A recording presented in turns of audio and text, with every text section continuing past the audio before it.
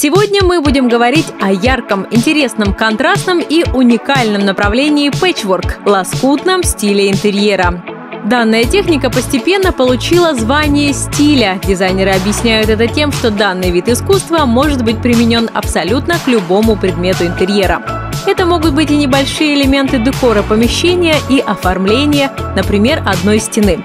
Стиль пэтчворк в интерьере – это достаточно экономный вид искусства. Для создания какой-либо вещи не обязательно скупать много тканей, фурнитуры и инструментов. В большинстве случаев достаточно имеющихся в наличии лоскутков ткани или старых обоев. При этом новичкам рекомендуется начинать работу с простыми и послушными материалами. Наиболее сложными считаются такие ткани, как шелк, вискоза, кружево и мех. А вот лен, ситец, бязь, плотный трикотаж или джинса вполне подойдут. Рассмотрим более подробно варианты применения пэтчворка в интерьере. Бытует распространенное заблуждение, что данный стиль относится исключительно к стилю кантри. Но при продуманном применении стиль пэтчворк может быть использован практически в любых условиях, начиная с подобного ему стиля прованс и заканчивая, казалось бы, несовместимыми с ним стилями, такими как модерн и арт-деко. Считается, что лоскутный стиль довольно однороден, но, играя с цветами, моделями и структурами, вы можете создать разнообразнейший дизайн интерьера – мягкий и нежный, теплый или же наоборот, яркий и сумасшедший.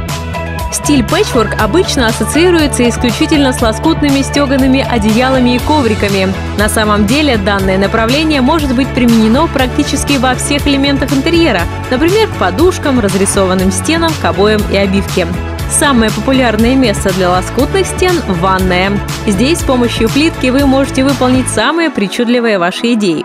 Пэтчворк может использоваться не только для стен, но и для пола. Подбирая правильный размер, вы можете применить его абсолютно ко всему и слегка оживить стандартные и скучные части интерьера. Рассматриваемая техника часто используется и для декора мебели. При этом можно использовать старые, потерявшие вид изделия мебельной промышленности. После увлекательной реставрации они будут как новенькие и внесут оригинальности общему интерьеру помещения.